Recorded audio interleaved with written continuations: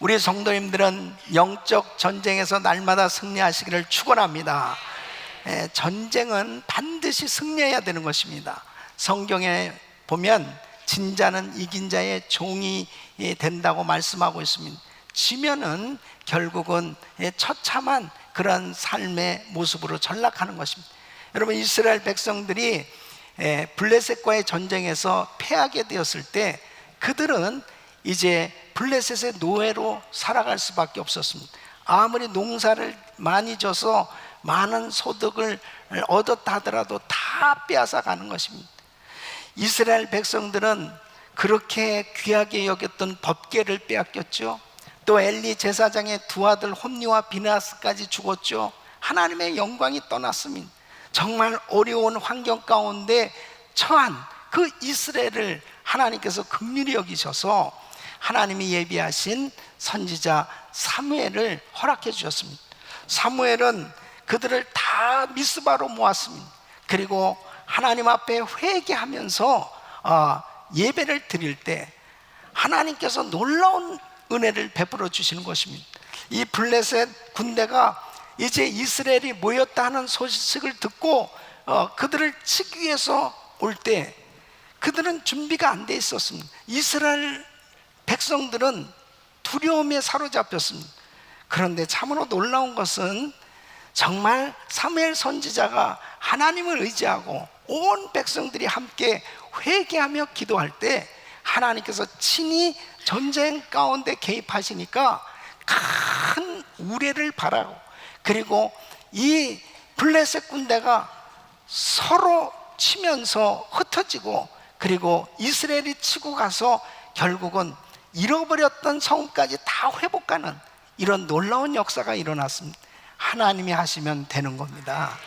그래서 정말 이 영적 전쟁만큼은 반드시 승리해야 잃어버렸던 것들을 회복하고, 그리고 하나님의 영광을 보는 그런 삶이 되는 것입니다. 우리 사랑하는 성도 여러분, 우리의 삶의 현장을 보면은 정말 사업장도 그렇고 가정도 그렇고 또 교회도 그렇고 또 우리 자녀들도 또 이 사회를 보더라도 여러 가지 정말 예기치 못하는 그런 사건들이 일어나는 것을 볼 수 있습니다. 그럴 때 우리는 이 영적 전쟁을 계속 벌이고 살아가고 있는데 어떻게 하면 영적 전쟁에서 승리할 수 있을까? 계속해서 말씀을 증거하고 있습니다.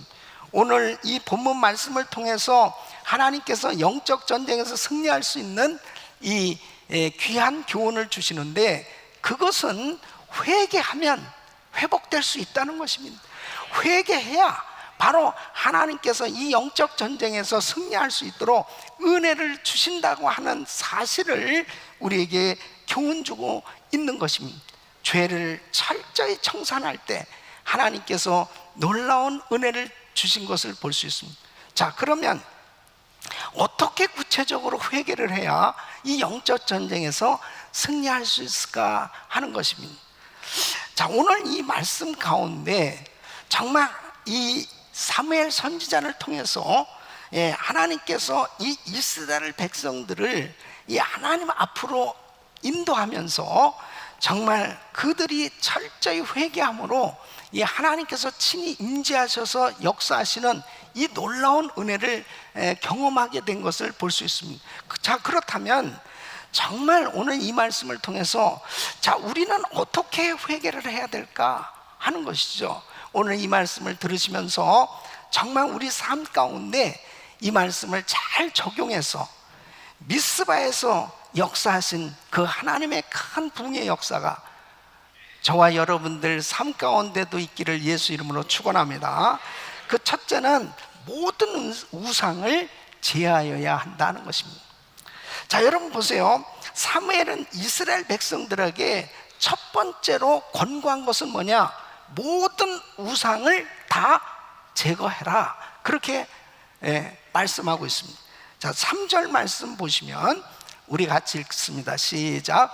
사무엘이 이스라엘 온 족속에 일러 가로되 너희가 전심으로 여호와께 돌아오려거든 이방신들과 아스타롯을 너희 중에서 제하고 너희 마음을 여호와께로 향하여 그만 섬기라. 너희를 블레셋 사람의 손에서 건져내시리라. 이에 이스라엘 자손이 바알들과 아스다롯을 제하고 여호와만 섬기니라. 아멘. 그들이 그때 당시에 바알과 아스다롯을 섬겼습니다. 이 바알 신은 이 남신이에요. 그러니까 이 땅의 생산력, 이 가축의 이 번식력을 주관하는 남신입니다. 그리고 아스타롯은 여신으로서 이 사랑과 이 풍요의 신입니다. 그래서 그들은 이 남신과 여신이 잘 연합함으로 인해서 이 우상을 섬김으로 이제 자기들이 농사를 짓는 그 밭에 이 소출이 풍성하고 그 다음에 가축이 계속 증식되어짐으로 인해서 부유하고 풍요로운 삶이 된다라고 믿는 거예요. 그래가지고 그 우상을 섬기는 그 신전에는 사제들이 늘 있는데 이 사제들은 창녀들이 주로 많았단 말이에요. 그러니까 제사를 드리고 그리고 행음을 하는 것입니다. 이러한 것들을 이 이스라엘 백성들이 그대로 본을 받아서 그렇게 우상을 섬기는 일을 하게 되어졌을 때 하나님께서 얼마나 마음이 아프셨겠습니까? 이렇게 우상을 섬기는 가운데 법궤를 앞장 세워가지고 전쟁에 나간들 하나님이 역사하시겠습니까? 그리고 3만 명이나 넘는 그 많은 군대를 이끌고 그 전쟁에 나간들 하나님께서 역사하시겠냐고요. 그러니까 이렇게 정말 하나님 마음을 아프게 하는 우상 숭배를 하고 있는 동안은 절대로 무슨 짓을 해도 주님께서는 역사하실 수가 없는 거죠. 그러니까 사무엘 선지자는 절대로 이런 우상 숭배, 이건 하나님이 기뻐하시지 않는다. 하나님이 정말 미워하시는 이 우상, 이거 다 제거해야 된다. 이렇게 하나님께서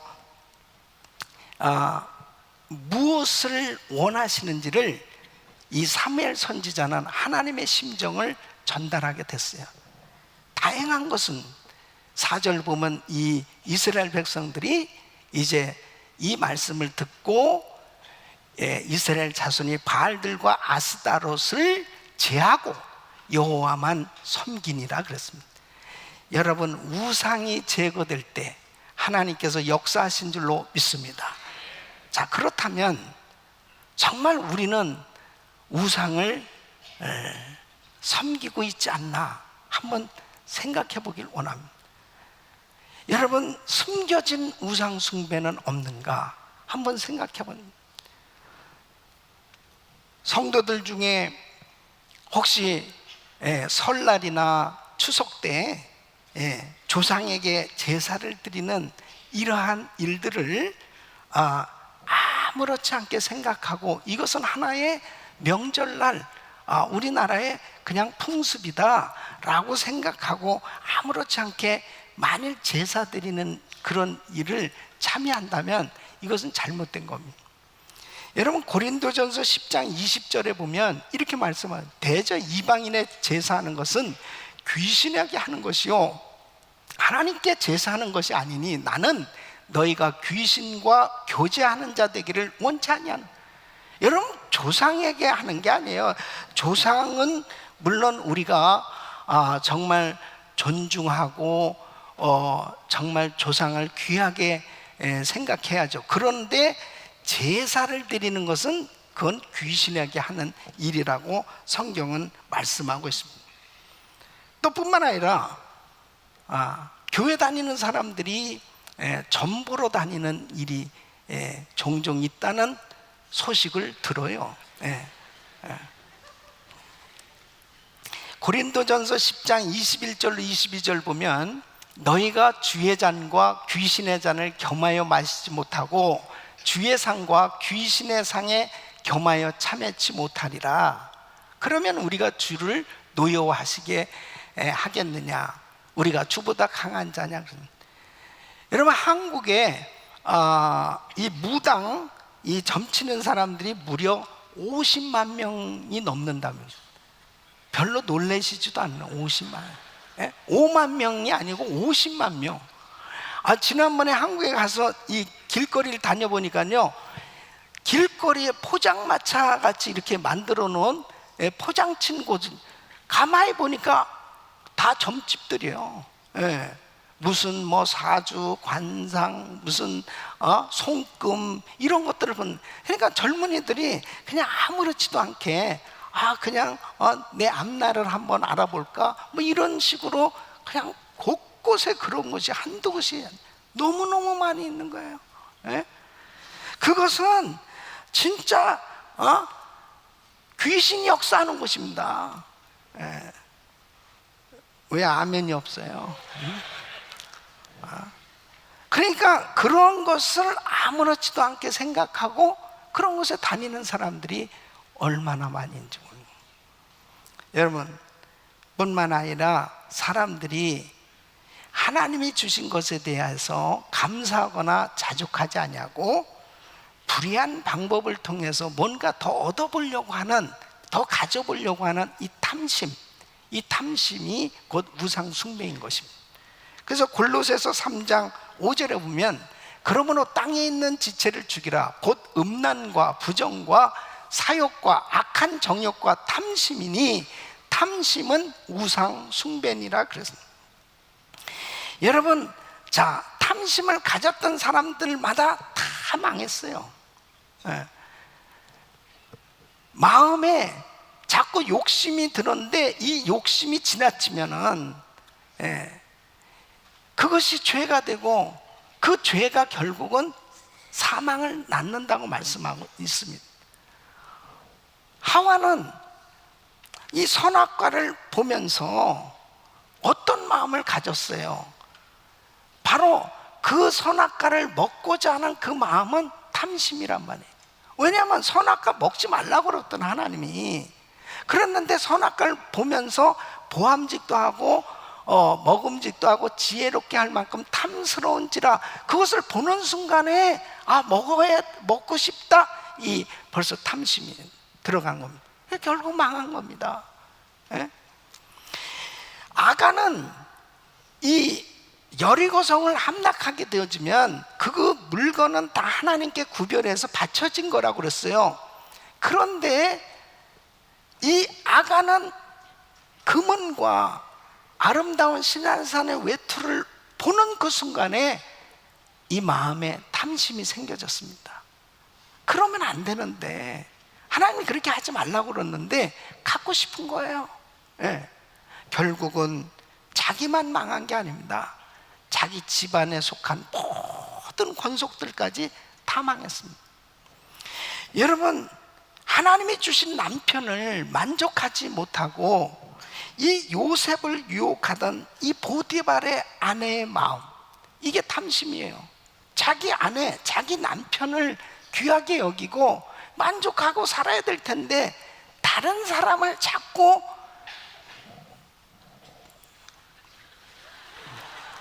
생각하는 거, 이게 탐심이라는, 이게 바로 잘못된 겁니다. 그래서 출애굽기 20장 17절에 내 이웃의 집을 탐내지 말지니, 내 이웃의 아내나 그의 남종이나 그의 여종이나 그의 소나 그의 나귀나 무릇 내 이웃의 소유를 탐내지 말지니라. 여러분, 이것은 십계명이에요. 그러니까 현대 사회, 오늘날 우리들에게는 어떤 우상이 있는지, 어떤 우상을 숭배하고 있는지 이거 잘 살펴봐야 됩니다. 부정적인 방법으로 돈만 벌면 된다는 생각에 수단 방법을 가리지 아니하고 남에게 피해를 입혀가면서 돈을 추구하고 있다, 이게 우상입니다. 이 만몬, 이 물질의 이 신에 사로잡혀 있는 사람은 하나님의 말씀이 들려오지 않는 거죠. 나만 그냥 많이 벌면 되는 거야. 사기를 쳐서라도, 다른 사람에게 엄청나게 피해를 입혀서라도 나만 잘 되면 된다는 생각, 이게 우상이라니까요. 이게 우상 숭배예요. 여러분, 하나님이 정해놓으신 결혼 제도가 있어요. 한 남자와 한 여자의 결합이 결혼입니다. 그런데 내 남편이나 내 아내 외에 다른 사람을 자꾸 좋아한다는 그 마음에서 떠나서 아예 간음죄를 저지르고 있다면 그게 우상 숭배를 하고 있는 거라니까요. 여러분, 이러한 일들이 그 성적 쾌락을 추구하기 때문에 바로 자신에게 주신 것에 만족하지 아니하고 그 이상을 생각하고 결국 유혹에 빠지는 그러한 잘못된 우상 숭배하는 그러한 일을 하는 경우가 너무 많이 있습니다. 여러분, 그렇게 되어지면 아무리 교회를 하루에 10번씩 나오고 아무리 소리를 크게 지르면서 하나님 앞에 부르짖어도 하나님은 전혀 역사하지 않는다니까요. 이 우상을 다 치워버려야 돼요. 치워버려야 돼. 이거 다, 이 생각조차라도 아주 다 치워버려야 돼. 생각조차라도. 그러니까 여기서 우상을 제하고 라고 하는 이 제하고, 이 원어로 보는 하시루라고 하는 이 말은 그 흔적까지도 없앤다는 뜻입니다. 아주 흔적까지도 없애는 거예요. 여러분 보세요. 누가복음 16장 13절에 보면 집 하인이 두 주인을 섬길 수 없나니 혹 이를 미워하고 저를 사랑하거나 혹 이를 중히 여기고 저를 경히 여길 것임이니라. 너희가 하나님과 재물을 겸하여 섬길 수 없느니라. 하나님과 재물을 겸하여 섬길 수 없어요. 그런데 만일 계속 물질을 추구하는 것 때문에 하나님 앞에 제대로 예배하지 못하고 제대로 하나님 말씀대로 순종하지 못한다면 그것이 바로 우상을 섬기는 것이죠. 그런데 내가 무슨 우상을 섬깁니까? 내가 무슨 우상 숭배를 하고 있어요? 그런데 왜 이렇게 나한테는 응답이 없는 거예요? 왜 나한테는 이렇게 잘 안 되는 거예요? 이런 얘기하기 전에 깊이 하나님 앞에 숨겨진 우상은 없는지, 하나님이 미워하시고 하나님이 싫어하시는 이 우상 숭배는 하고 있지 않은지, 이것을 영적으로 통찰하고 만일 조금이라도 하나님 보시기에 합당치 않은 부분이 있다면 깨끗하게 정리하기를 예수 이름으로 축원합니다. 여러분, 우리가 신앙생활하면서요 정말 놀랄 일들이 너무 많은 거예요. 아니, 저 집사님이 그런 일을 했어. 아니, 저 장로님이 그런 일을 했단 말이야. 아니, 저 목사님이 그런 일을 했어. 이런 일들을 우리가 비일비재하게 소식도 듣기도 하고 보기도 하는 일들이 생겨지잖아요. 여러분, 우상 숭배는 다른 것이 아닙니다. 바로 내 마음 가운데 있는 거예요. 내 마음 가운데 탐심이 있다면, 내 마음 가운데 하나님의 말씀을 벗어나서 잘못된 방법으로 뭔가 얻어보려고 하고 가져보려고 하는 어떤 것들을 추구하고 있다면, 내가 불순종하면서까지도 그런 어떤 것들을 추구하고 있다면 이것이 하나님이 기뻐하지 않은 우상 숭배라고 말씀하고 있는 것입니다. 이것을 깨끗하게 치울 때 하나님께서 역사하신 줄로 믿습니다. 그러니까 3만 명의 군사가 가도 안 되고 법궤를 가지고 나가도 전쟁에서 질 수밖에 없었던 이 이스라엘 백성들이 전쟁 준비도 안 되고 아무것도 없는 그런 가운데서도 하나님이 역사하시니까 승리하더라 이거예요.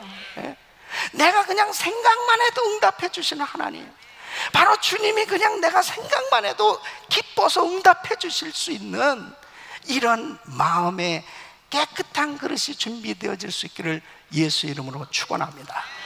내 삶에 숨겨진 우상이 무엇인지 이것이 제거되어지지 않는 한은 주님 역사하실 수 없다는, 영적 전쟁에서 승리할 수 없다는 것입니다. 지금은 잘 되는 것 같지만 결국 그 숨겨진 우상이 있는 가운데서는 결국은 드러날 수밖에 없고 결국은 하나님의 그런 놀라운 축복을 가로막을 수밖에 없는 그러한 삶이 되어지는 것입니다. 그러므로 우리의 삶에 무엇이 우상 숭배인지를 잘 파악하고 그것을 치울 수 있기를 예수 이름으로 축원합니다. 두 번째는 죄의 고백입니다. 자, 이스라엘 백성들이 이제 우상을 다 치웠어요. 그리고 하나님만 섬기겠다고 작정을 합니다. 그때 이 사무엘은 미스바로 다 모이라는 거예요. 그 미스바로 모여서 무엇을 했습니까? 6절 말씀을 보면 그들이 미스바에 모여 물을 길어 여호와 앞에 붓고 그날에 금식하고 거기서 가로되 우리가 여호와께 범죄하였나이다. 여러분, 물을 길어 여호와 앞에 붓는다는 것은 마음을 다 주님 앞에 쏟아 붓는다는 뜻이에요. 거기서 금식하면서 그들은 죄를 인정합니다. 하나님, 우리가 하나님께 범죄하였습니다 하고 하나님 앞에 죄를 인정할 때 바로 하나님은 그 죄를 회개하는 그들에게 은혜를 더하여 주신 줄로 믿습니다. 복 있는 사람은 참 회개할 줄 아는 사람, 복 있는 사람은 하나님 앞에 철저히 자신의 죄를 인정할 줄 아는 사람, 그 죄만 인정하면 하나님이 기회를 주시거든요. 은혜를 주시는데, 여러분, 보통 많은 사람들이 죄를 깨닫게 해주셔도 변명하고 합리화시키고 그리고 자꾸 흥정하려고 그러는 것입니다. 그러니까 교도소에 가서 죄를 지은 사람들을 만나서 이야기를 하면 대부분 이렇게 말한답니다. 너무 억울해요. 저는 부모를 잘못 만났어요. 부모가 나를 이렇게 키운 거예요. 저는 친구를 잘못 만났어요. 그 친구들하고 내가 같이 지내지만 않았으면 이런 죄에 가담하지 않았을 것입니다. 아니, 나만 죄 짓습니까? 세상에 나보다 더 큰 죄를 지은 사람 많이 있습니다. 내가 재수 없이 걸렸습니다. 많은 사람들이 정말 내가 잘못했죠, 내가 정말 죄인입니다, 그러는 사람들이 거의 없다는 거예요. 다 억울하다고 계속 얘기한답니다. 세상에는 나보다 더 많이 죄를 짓는 사람들이 많이 있다고 생각해요. 그러니까 여러분 보세요. 정말 내가 죄인이라고 자백할 수 있는 것, 이것이 은혜인 줄로 믿습니다. 그래야 다시 회복될 수 있는. 하나님은 죄가 없다고 하는 의인을 찾는 것이 아니고 죄가 있지만 회개하는 그 죄인을 찾으셔서 용서해 주시고 회복시켜 주시는 줄로 믿습니다. 이사야서 1장 18절 말씀 우리 같이 읽어보겠습니다. 시작. 여호와께서 말씀하시되 오라, 우리가 서로 변론하자. 너희 죄가 주홍 같을지라도 눈과 같이 희어질 것이요 진홍같이 붉을지라도 양털같이 되리라. 아멘. 이것이 주님의 심정이에요. 여러분, 요한일서 1장 8절로 9절 우리 같이 읽어보시죠. 시작. 만일 우리가 죄 없다 하면 스스로 속이고 또 진리가 우리 속에 있지 아니할 것이요 만일 우리가 우리 죄를 자백하면 저는 미쁘시고 오로사 우리 죄를 사하시며 모든 불의에서 우리를 깨끗게 하실 것이요. 아멘. 여러분, 죄를 인정하고 자백하는 사람 하나님은 깨끗게 하시고 다시 기회를 주신 줄로 믿습니다. 하나님 앞에 위대하게 쓰임받았던 사람들을 공통점이 뭐냐면 죄가 없는 사람이 아니에요. 다 죄를 자백하고 인정하고 다 회개했던 사람을 하나님께서 쓰셨던 걸 볼 수 있습니다. 여러분, 대표적인 사람이 모세입니다. 하나님 앞에 모세는 출애굽기 32장 31절 보면 이스라엘 백성들이 금송아지 만들고 큰 범죄를 저질렀습니다. 그때 하나님 앞에 나가서 이렇게 기도합니다. 여호와께로 다시 나아가 여짜오되 슬프도소이다. 이 백성이 자기들을 위하여 금신을 만들어 싸우니 큰 죄를 범하였네. 그러면서 하나님 앞에 자신의 생명을 맞바꾸는 기도를 하면서 정말 백성들의 죄를 끌어안고 회개하면서 기도하는 모습을 보게 됩니다. 이 다윗은 밧세바와 간음죄를 저지르고 난 다음에 나단 선지자가 찾아왔어요. 그래서 비유 설교를 하면서 바로 이 사람이 당신입니다. 그럴 때 그는 사무엘하 12장 13절에 보면 다윗이 나단에게 이르되 내가 여호와께 죄를 범하였노라. 인정하잖아요. 죄를 인정하잖아요. 또 사무엘하 24장 10절에 보면 이런 경우는 정말 이 죄라고 하는 것을 참 깨닫기가 쉽지 않은데, 이 다윗은 영적으로 참 민감한 사람이었어요. 인구조사를 한 후에 그 마음에 자책하고 여호와께 아뢰되 내가 이 일을 행함으로 큰 죄를 범하였나이다. 여러분, 내가 교만하면서 교만한 줄도 모르고, 내가 죄를 지으면서도 죄 지은 줄도 모르고 사는 것, 이것이 문제잖아요. 그런데 이 다윗은 순간순간 주의 종을 통해서, 아니 때로는 주변 사람들을 통해서 또 기도하면서 순간 이 양심이 살아있었단 말이에요. 그래서 그 말씀을 통해서 깨닫고 회개할 때 하나님께서 다시 기회를 주시고 축복해 주신 줄로 믿습니다. 하나님 앞에 죄를 회개할 수 있는 것, 이게 은혜입니다. 절대로 죄에 대해서는 합리화시키려고 하지 마세요. 절대로 타협하려고 하지 마세요. 아무 다른 거 없어요. 그냥 이것이 잘못됐다 그러면 주님 앞에 솔직하게 내놓는 거예요. 솔직하게, 주님 내가 범죄했습니다. 주님 내가 잘못했습니다. 주님 내가 실수했습니다. 그래서 우리 하나님 앞에 완전히 주님 앞에 속일 수 있는 사람이 어디 있습니까? 주님을 어떻게 속여요? 주님은 다 아시는, 내가 무슨 생각하는 것까지 다 알고 계신 그 주님을 어떻게 속입니까? 그 주님 앞에 다 드러내놓으란 말이에요. 그리고 그 주님 앞에 회개할 때 하나님은 깨끗게 해주실 줄로 믿습니다. 여러분, 요나서 3장 5절에 보면 니느웨 백성들이 범죄하고 이제 하나님이 그 니느웨를 멸망시키기로 작정하신 거죠. 그 니느웨 가서 요나는 사실 그렇게 말씀 전하고 싶지도 않았어요. 그 사람들이 너무 미워서. 그러나 하나님 말씀이기 때문에 이제 이 땅은 멸망받을 것입니다. 그렇게 말씀을 계속 외치는데 니느웨 백성이 하나님을 믿고 금식을 선포하고 물은 대소하고 굵은 배를 입은 왕부터 동물까지 금식한 그 나라는 아마 니느웨밖에 없습니다. 그렇게 회개할 때 하나님은 마음을 돌이키시고 그 땅을 구원해 주신 줄로 믿습니다.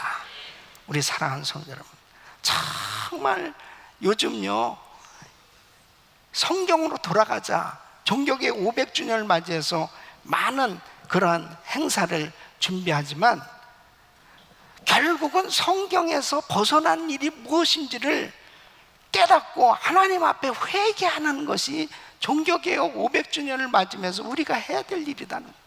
성경에서 벗어난 일이 뭘까?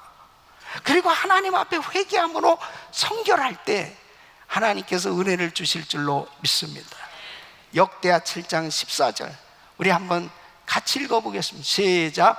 내 이름으로 일컫는 내 백성이 그 악한 길에서 떠나 스스로 겸비하고 기도하여 내 얼굴을 구하면 내가 하늘에서 듣고 그 죄를 사하고 그 땅을 고칠지라. 아멘.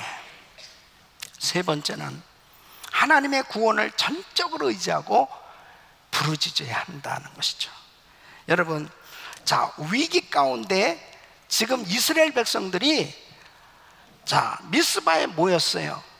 그런데 블레셋이 미스바에 모인 이스라엘을 치기 위해서 지금 몰려오고 있는 거예요. 그러니까 이 백성들이 우왕좌왕하기 시작합니다. 당황하기 시작했습니다. 아니, 우리는 지금 이게 준비도 안 됐는데 지금 이 블레셋 군대가 지금 치러 오고 있습니다. 그러니까 이 사무엘에게 빨리 우리를 위해서 기도해 주세요. 자, 하나님 앞에 기도해 주세요. 뭐 난리가 났습니다. 그런데요, 사무엘의 자세를 보세요. 사무엘이 어떻게 합니까? 9절 말씀 보면 사무엘이 젖 먹는 어린 양을 취하여 온전한 번제를 여호와께 드리고 이스라엘을 위하여 여호와께 부르짖음에 여호와께서 응답하셨더라. 여러분, 정말 도무지 상황적으로는 불안하고 위기고, 그리고 마음 편안하게 예배할 수 없는 그런 현실이지만, 사무엘은 하나님 앞에 최선을 다해서 예배를 드리는 모습을 볼 수 있어요. 우리 사랑하는 성도님, 이것이 진정한 주님을 의지하는 자의 모습인 줄로 믿습니다. 하나님이 권능의 손으로 건져주셔야만 된다는 걸 믿으니까 바로 그는 하나님을 바라보면서 제단을 쌓을 수 있었던 겁니다. 오늘날 우리 성도님들이 진짜 여러 가지 어려운 환경을 만나게 됐을 때, 그때 목사님, 내가 정말 어떻게 교회 가서 편안하게 예배를 드릴 수 있습니까? 지금 내가 이런 어려운 상황 가운데서 어떻게 그냥 기도하고만 있겠습니까? 그렇게 안절부절할 수밖에 없는 상황 속에서 먼저 찾아야 될 것은 하나님인 줄로 믿습니다.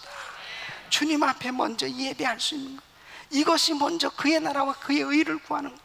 하나님만이 나의 문제를 해결해 주시고, 우리 가정의 문제를 해결해 주시고, 나의 삶의 문제를 해결해 주실 수 있게 그 하나님을 먼저 찾고 그분을 의지하고 그분 앞에 부르짖는 자에게 하나님께서는 구원의 역사를 일으켜 주신 줄로 믿습니다.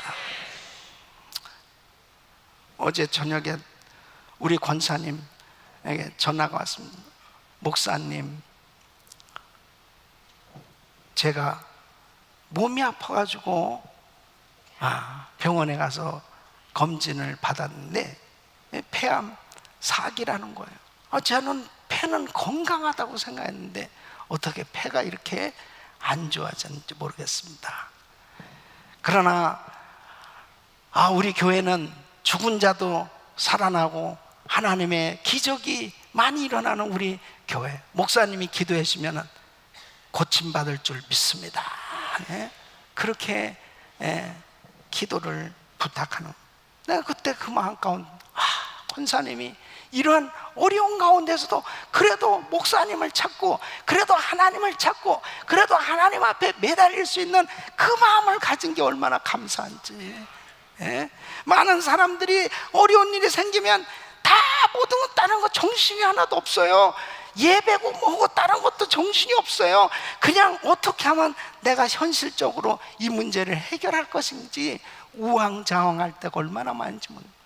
하나님을 먼저 찾으시길 바랍니다.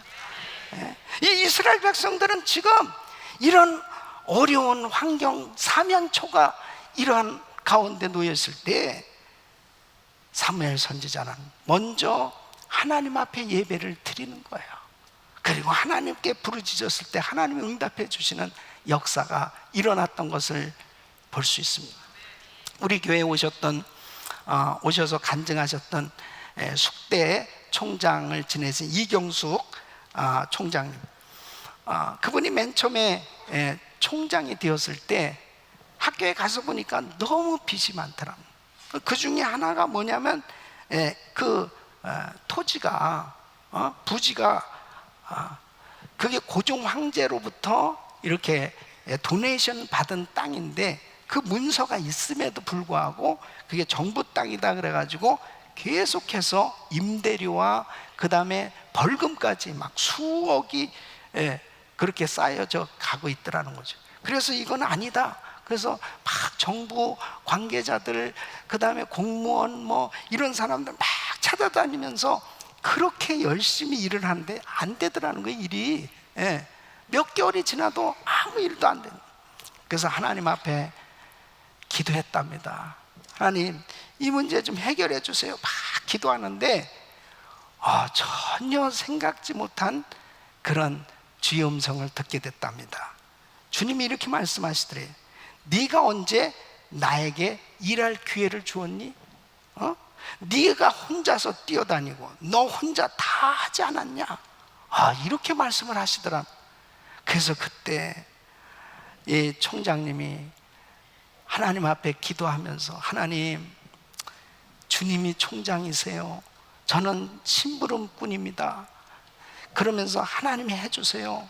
그때부터 자기가 깨달은 것이, 내가 그 문제 해결하기 위해서 막 나 혼자 정말 열심히 뛰어다녔지 하나님을 의지하고 하나님 앞에 기도하지 못했다는 것을 깨달았다는 겁니다. 그때부터 자신이 이제 무슨 조그만 일을 해도 하나님 앞에 기도부터 먼저 하고, 그리고 사람을 만나고 일을 했더니 하나님께서 그 해에 다 해결해 주셨다는 겁니다. 우리 사랑하는 성도 여러분, 무슨 일을 해도 당황하지 말고 전적으로 주님을 의지하고 주님 앞에 부르짖기를 예수 이름으로 축원합니다. 네 번째는 하나님의 행하신 일을 신비에 새겨야 한다는 것입니다. 사무엘은 블레셋과의 전쟁에서 승리했을 때 하나님께서 하신 일을 기억하도록 이 기념비를 세웠습니다. 자, 12절을 우리 한번 같이 읽어보겠습니다. 시작. 사무엘이 돌을 취하여 미스바와 센 사이에 세워 가로되 여호와께서 여기까지 우리를 도우셨다 하고 그 이름을 에벤에셀이라 하니라. 아멘. 이스라엘 백성들이 우상을 버리고 그리고 하나님 앞에 간절히 금식하며 기도하고 부르짖었을 때 하나님께서 어마어마한 하나님의 능력으로 이스라엘을 구원해 주셨는데, 이 승리가 결국 인간의 힘으로 된 것이 아니고 하나님의 능력으로 됐다는 전적인 하나님의 은혜라고 하는 이 사실을 기억한다는 것, 이것이 받은 은혜를 유지하고 받은 축복을 유지할 수 있는 길인 걸 믿으시기 바랍니다. 이스라엘 백성들의 문제가 어디 있었냐면 사사기의 패턴이 뭐예요? 이스라엘 백성들이 범죄합니다. 그러면 하나님이 주변 민족들을 통해서 압제합니다. 그러면 또 고통스러우니까 부르짖어요. 그러면 하나님이 사사를 보내주시잖아요. 그럼 그 사사들을 통해서 또 말씀을 주시고 물리쳐 주시고 또 평안케 돼요. 그러면 또 하나님의 은혜를 또 잊어버리는. 그러니까 문제가 뭐냐면 하나님의 은혜를 잊어버리는 게 문제예요. 그 하나님의 은혜를 잊어버리니까 계속 반복되는 거예요. 계속 영적 전쟁에서는 실패할 수밖에 없습니다.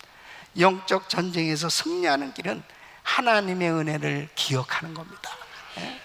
우리 사랑하는 성도 여러분, 여러분의 마음 가운데 하나님의 주신 은혜가 얼마나 커요. 그 하나님의 은혜를 잊지 않고 살 수 있는 그 사람만이 항상 영적 전쟁에서 승리할 수 있는 길인 줄 믿습니다.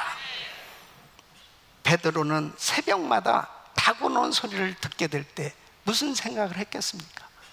닭 우는 소리를 들을 때마다 내가 네가 닭 울기 전 나를 3번 부인하게 될 거야.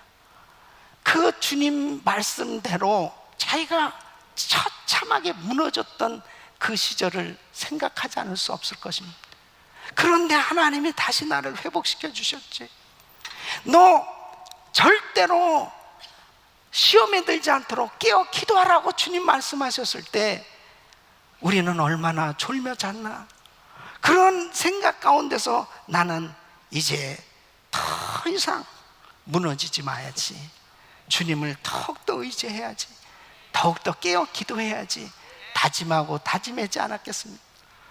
유럽의 어느 교회를 방문했는데요, 그 교회 앞에 보니까는 닭 형상으로 조형물을 만들어 놨더라고. 이 닭을 왜 여기다가 만들어 놨냐, 무슨 사연이 있냐. 그러니까 베드로가 닭을 보고 닭 우는 소리에 회개했던 것처럼 교인들이 들어가면서 닭을 보고 회개하면 좋지 않을까. 오죽하면은 닭까지 만들어 놓겠습니까? 그러나 베드로는 주님의 말씀이 생각나서 통곡하고 회개해서 다행이지만 사람들은 그것을 보고 그냥 장식물로 생각한 아무 의미가 없잖아요. 여러분, 우리가 얼마나 많은 은혜를 받았습니까? 하나님의 은혜를 기억한다는 게 참 중요하답니다. 이번 총회를 통해서 참 우리가 많은 은혜를 받았는데요, 우리 목사님들끼리 과거에 우리 은혜교회에서 평신도 생활을 하다가 은혜 받고 주의 종으로 지금 열심히 사역하는 그 목사님들끼리 모여가지고 옛날 얘기하는 거예요. 야, 우리 은혜교회 얼마나 초창기 뜨거웠냐. 막 그때 모여가지고 막 우리 집사들이지만 기적이 일어났고 막 그런 옛날에 그 뜨거웠던 하나님이 역사하셨던 그 현장의 이야기들을 막 나누다가 결론은 뭐냐? 지금은 어때? 지금도 그렇게 뜨거워? 지금도 그렇게 기적이 나타나고 있어? 여러분, 중요한 것은 하나님의 은혜를 계속 유지할 수 있는 길은 하나님의 은혜를 기억하는 것인 줄로 믿습니다. 그 은혜 잊어버리지 않고 살아야 돼요. 정말 하나님이 얼마나 많은 은혜를 우리에게 주셨는지 그 은혜를 잊어버리지 않고 날마다 그 은혜 가운데 살 수만 있다면 하나님의 은혜 가운데 하나님이 주신 능력도 축복도 하나님이 계속 유지시켜 주시고 은혜 주실 줄로 믿습니다. 그래서 13절 말씀 다시 한번 우리 같이 읽어보시죠. 시작. 이에 블레셋 사람이 굴복하여 다시는 이스라엘 경내에 들어오지 못하였으니 여호와의 손이 사무엘에 사는 날 동안에 블레셋 사람을 막으심에 블레셋 사람이 이스라엘에게서 빼앗았던 성읍이 에그론부터 가드까지 이스라엘에게 회복되니 이스라엘이 그 사방지경을 블레셋 사람의 손에서 도로 찾았고 또 이스라엘과 아모리 사람 사이에 평화가 있었더라. 아멘. 회복되고 도로 찾았고 평화가 있는 것, 하나님의 은혜 잊지 아니하고 에베네셀의 하나님, 여기까지 도우신 하나님, 그 은혜를 기억하고 살 때 날마다 승리하게 될 줄로 믿습니다. 이 은혜가 우리 모든 성도님들에게 임하길 예수 이름으로 축원합니다.